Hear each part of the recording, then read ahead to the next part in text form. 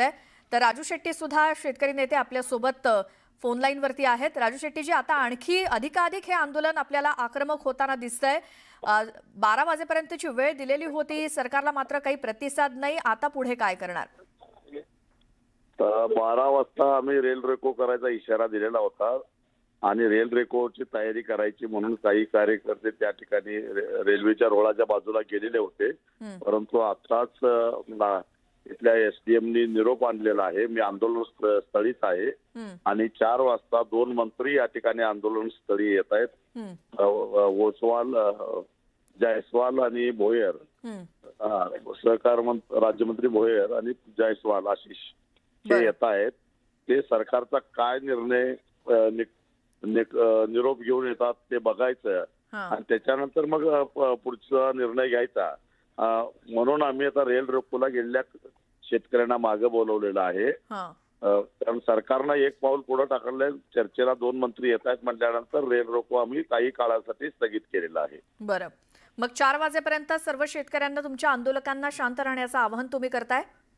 हो, 4 वाजेपर्यंत या ठिकाणी बुटीबोरीला ज्या मुख्य चौफुल्याला आम्ही बसलेलो आहोत त्याच ठिकाणी सगळ्या शेतकऱ्यांनी शांतपणाने रस्त्यावर बसायचं. आता 4 हायवे आता बंद पडलेले आहेत. काल सायंकाळपासून ते बंद अवस्थेतच राहतील. बरं, सरकारचे जे प्रतिनिधी येत आहेत, जसं तुम्ही सांगितलं 2 मंत्री येत आहेत तुमच्या भेटीसाठी, काय अपेक्षा आहेत तुमच्या? नाही, आमचं म्हणणं आहे की सरकारनं निर्णयच घ्यावा, पण 7-12 कोरा केल्याची घोषणा करावी. हा निरोप घेऊन आले तर आनंदच आहे.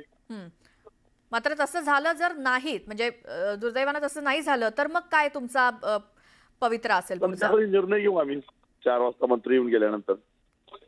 बर, धन्यवाद राजू शेट्टीजी, तुम्ही न्यूज 18 लोकमतशी बोललात. आणि सध्या तरी सरकारकडनं निरोप आलेला आहे. 2 मंत्री दुपारी 4 वाजता हे सर्व शेतकऱ्यांच्या आणि त्यांच्या प्रतिनिधींशी बोलण्यासाठी येत आहेत. त्यामुळे सरकारनं निर्णय घ्यावा अशी अपेक्षा शेतकरी नेते राजू शेट्टी यांनी व्यक्त केली आहे. तोपर्यंत सर्व शेतकऱ्यांना, सर्व आंदोलकांना शांत राहण्याचं आवाहन शेतकरी नेते राजू शेट्टी यांनी केलंय. त्यामुळे 4 वाजता सरकारचे 2 प्रतिनिधी ज्या वेळेला चर्चा करण्यासाठी येतील ते काय निरोप घेऊन येत आहेत यावरती पुढची भूमिका, पुढचा पवित्रा अवलंबून असेल. त्यानंतर आम्ही निर्णय घेऊ असं राजू शेट्टी म्हणालेत. सरसकट 7-12 कोरा करा अशी मागणी राजू शेट्टींनी केली आहे न्यूज 18 लोकमतच्या माध्यमातून सरकारकडे. आणि आता सरकारचे 2 मंत्री त्यांची भेट घेण्यासाठी 4 वाजता येणार असं कळल्यानंतर 4 वाजेपर्यंत सर्व आंदोलकांना शांत राहण्याचं आवाहन करण्यात आलंय. त्यामुळे 4 वाजल्यानंतर सरकारची काय भूमिका आहे, काय निर्णय आहे हे ऐकूनच पुढील निर्णय आम्ही घेऊ असं राजू शेट्टींनी न्यूज 18 लोकमतशी बोलताना सांगितलंय. मात्र 12 वाजेपर्यंतची वेळ देण्यात आलेली होती. तोपर्यंत सरकारचा कोणताही प्रतिसाद नाही हे बघून आंदोलन अधिकच तीव्र करण्यात आलेलं होतं. रेल रोको सुद्धा करण्यात आलेला होता. समृद्धी महामार्गावरती टायर जाळले जात होते. रास्ता रोको करण्यात आलाय. मात्र आता सरकारचे 2 मंत्री हे शेतकरी प्रतिनिधींशी चर्चा करण्यासाठी दुपारी 4 वाजता येत आहेत. हा निरोप आल्यानंतर सर्व आंदोलकांना शांत राहण्याचं आवाहन राजू शेट्टींनी केल्याचं सांगितलं. आणि आता 4 वाजल्यानंतर सरकारची भूमिका ऐकू, त्यांनी सरसकट 7-12 कोरा करावा अशी मागणी आहे. कर्जमाफी संपूर्ण करावी अशी मागणी घेऊन जे शेतकरी रस्त्यावरती उतरलेत त्यांच्या मागण्या जर मान्य झाल्या तर ठीक, नाहीतर मग आमचा पवित्रा काय असेल, आमची भूमिका काय असेल या संदर्भातला निर्णय सरकारचे मंत्री येऊन गेल्यानंतर ठरवू असं राजू शेट्टींनी सांगितलंय. तर मंत्री पंकज भोयर आणि आशिष जयस्वाल हे सरकारचे प्रतिनिधी येणार आहेत शेतकरी नेत्यांची भेट घेण्यासाठी. सुरुवात केलेली आहे. सरकारकडून सकारात्मक प्रतिसाद मिळत नसल्यामुळे आज अखेर रेल रोको करण्याचा प्रयत्न जो आहे तो प्रहारच्या कार्यकर्त्यांकडून केला जातोय. तुमची काय मागणी आहे? तुम्ही रेल रोको करण्यासाठी इथं आलात? आम्ही आलो आहोत 11 महिन्यात देवेंद्र फडणवीस सरकार कर्जमाफी करतो निवेदन दिलं आम्हाला शेतकऱ्याला, त्याच्यासाठी आलो झोपलो रोडवर. आता झोपतो. देवेंद्र ज्यावेळेस निवडणूक झाली मुख्यमंत्र्यांनी सांगितलं होतं का आम्ही शेतकऱ्याचा 7-12 कोरा करू, पण आजपर्यंत कोणता शेतकऱ्याचा 7-12 कोरा नाही. हे देवेंद्र फडणवीस साहेब फसवेगिरी करतात शेतकऱ्याची. रेल्वे ट्रॅकवर झोपलेला आपण पाहतोय. तुम्ही रेल्वे ट्रॅकवर झोपलेला, भीती वाटत नाही तुम्हाला जीवा मरणाची? दादा, शेतकऱ्याला एकरी 65 किलो सोयाबीन झालाय. त्याच्या एकरेप्रमाणे जर खर्च काढला तर त्याची दिवाळी साजरी झाली नाही. इथं गोरगरीब जनतेची दिवाळीला दिवे लागलेले नाही आहे. शेतकरी संकटात आहे. या सरकारनं फक्त पोकळ आश्वासन दिलेले आहे. हे सरकार केव्हा वटणीवर येईल याची आम्हाला वाट आहे.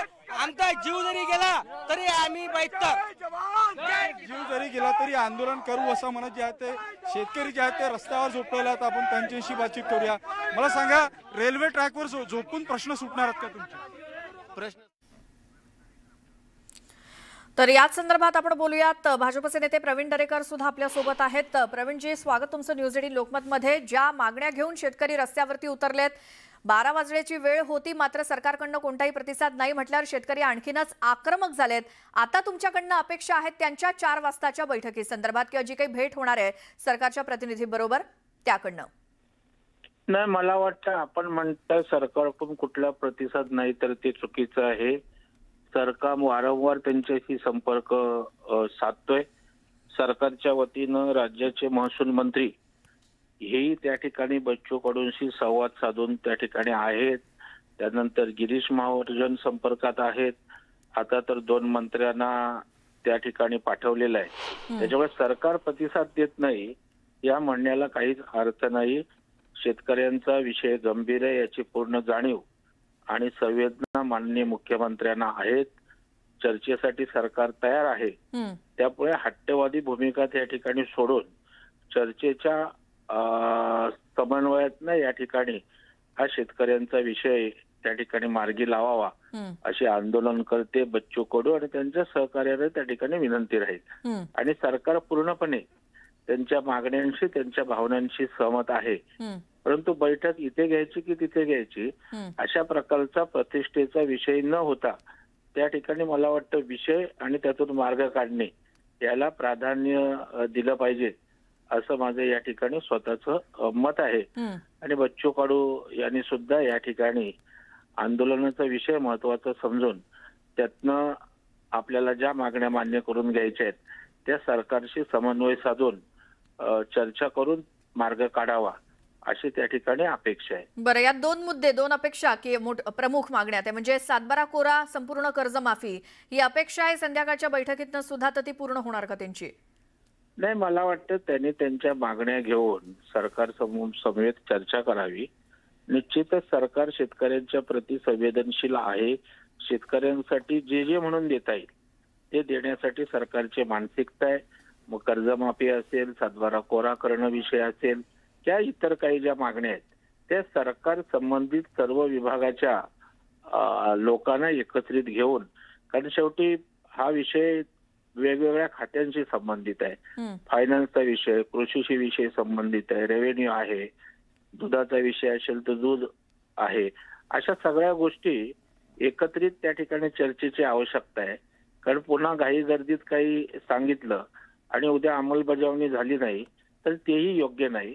आणि त्यामुळे जे करायचं ते कॉन्क्रीट अशा भूमिकेतनं या ठिकाणी मला वाटतं बच्चू भाऊंनी सरकारबरोबर चर्चा करावी अशी त्यांच्याकडून विनम्र अपेक्षा आहे. बरं, आश्वासनं नको आहेत तर आता निर्णय हवाय सरकारकडनं अशी अपेक्षा राजू शेट्टींनी नुकतीच बोलून दाखवली आहे. त्यामुळे बघणार 4 वाजता काय होतंय आणि त्यानंतर आमची पुढची भूमिका किंवा त्याबद्दल निर्णय घेऊ आम्ही. पुढे आंदोलनाचं काय होणार या संदर्भात राजू शेट्टी म्हणतात आम्ही निर्णय घेऊ. ते सगळं चर्चेवरती अवलंबून आहे. नाही, मला वाटतं निर्णय कसा होणार सांगा मला. निर्णय चर्चेशिवाय होईल का की एकट्याने जिकडून निर्णय जाहीर करायचा? मला वाटतं निर्णय करत असताना प्रत्येक विषयाला बाजू असतात. त्या ठिकाणी चर्चा होऊन एक निर्णयाप्रती यावं लागतं. आणि जर चर्चाच नाही झाली, मिटिंगच नाही झाली, संवाद झाला नाही तर कसा काय निर्णय होणार? तर मला वाटतं आपल्या प्रतिष्ठेपेक्षा आणि कोणाला वेटीस धरण्यापेक्षा, कारण आता दुसऱ्या बाजूने त्या ठिकाणी वाहतूक कोंडी होती, जनता पण त्रस्त होते, नागरिक त्रस्त होत आहेत. त्याच्यामुळे शेवटी सरकार म्हणून सर्वांचाच विचार करावा लागतो. आणि त्याच्यामुळे लोकशाहीनं आपल्याला चर्चेचा मार्ग दिलाय, आंदोलनाचाही आपला अधिकार दिलाय. पण चर्चेतनं समन्वयातनं जर एखादा विषय मार्गी लागत असेल तर मला वाटतं विषयाच्या सोडवणुकीला प्राधान्य दिलं पाहिजे असं माझं स्पष्ट मत आहे. मग तुम्हाला या सगळ्या शेतकरी वर्गाला आणि जे काही आंदोलन करतायत शेतकरी त्यांना तुम्ही काय सांगाल आता? तर आज फक्त चर्चा होणार आणि निर्णय सरकार नंतर देणार का? नाही, मला वाटतं शेतकऱ्यांना कल्पना आहे. ही राजकीय लोक त्या ठिकाणी चढवाचढवीचं काम करतायत. पंतप्रधान नरेंद्र मोदी साहेब शेतकऱ्यांच्या प्रती अतिसंवेदनशील आहेत. तशा प्रकारचे केंद्र सरकार निर्णय घेताना आपण बघाल, राज्याचे मुख्यमंत्री हेही शेतकऱ्यांच्या बाबतीत सर्वात प्राधान्यानं त्या ठिकाणी विषय घेऊन शेतकऱ्याला कशा पद्धतीनं उन्नती होईल, शेतीला कशा पद्धतीनं प्रतिष्ठा आणि आर्थिक उन्नती होईल शेतकऱ्याची याचा विचार करत असतात. आणि शेतकऱ्यांच्या बाबतीत कुठल्याही स्तराला जाऊन निर्णय घेण्याची मानसिकता माननीय मुख्यमंत्र्यांची आहे. असं असताना केवळ इश्यू चिघळत ठेवणं अशा प्रकारचा जर कोणाचा उद्देश असेल तर तो आंदोलनकर्त्यांनी सफल होऊन देऊ नये असं माझं म्हणणं आहे. पण राजकारणाचा भाग वेगळा प्रवीणजी, मात्र शेतकऱ्यांना अपेक्षा होती की दिवाळीच्या आधी काहीतरी मिळेल, जी काही नुकसान भरपाई मदत ज्याला आपण म्हणतोय, मात्र दिवाळी त्यांची अंधारात गेलीच आहे ना.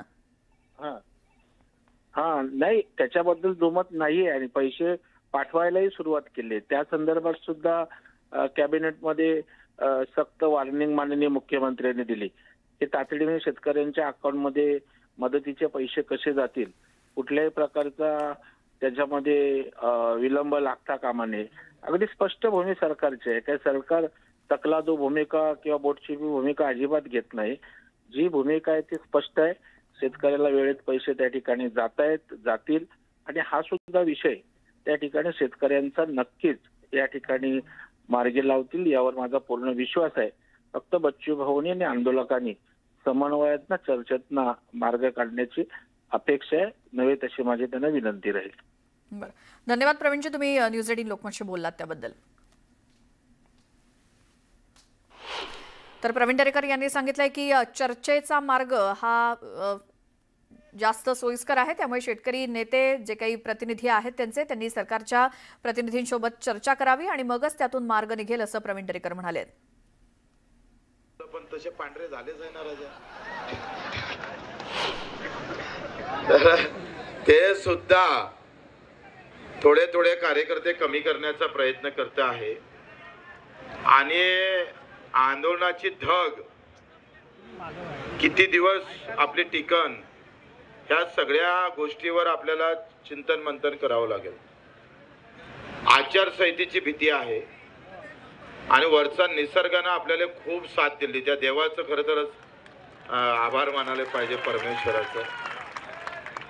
फक्त थे तुटून पडलं का मग आपला काय वांदा होऊन हाही थोडासा प्रश्न आहे, जास्त नाही आहे. कितने भी बड़ी धार होए तो हम रहेंगे यहाँ, कोई जाने वाला नहीं ना वापस. फक्त वरतून पाऊस आला तर काय करायचं, अंगातले कपडे चड्डी बनायला राहू द्यायचं, मस्त आंघोळ करून घ्यायचं. वॉटर पार्क असते ना तसं जमून टाकायचं. आपल्या गरीबाचा हाच वॉटर पार्क. फक्त चड्डी बनायला राहू द्यायचा, नाही तर आनंद. आता दोनदा फोन आले गिरीश साहेब महाजनचा, बावनकुळे साहेबांचा. इथले SDO आणि प्रशासकीय अधिकारी काही येऊन आम्हाला भेटले, पण तसे पांढरे झालेच आहे ना राजा.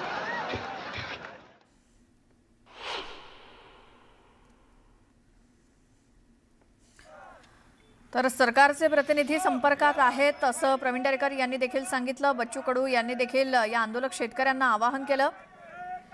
जे शेतकरी रस्त्यावरती उतरलेले आहेत त्यांना आज दुपारी 4 वाजेपर्यंत शांत बसण्याचं किंवा शांततेचं आवाहन करण्यात आलेलं आहे. कारण 4 वाजता सरकारचे 2 मंत्री हे शेतकरी नेत्यांशी चर्चा करण्यासाठी येणार आहेत. तर सरकारनं निर्णय घ्यावा अशी मागणी राजू शेट्टी यांनी केली आहे. तर दुसरीकडे प्रवीण दरेकर म्हणतायत की आधी चर्चा होऊ दे, मग त्यातून मार्ग निघेल, निर्णय घेतला जाईल.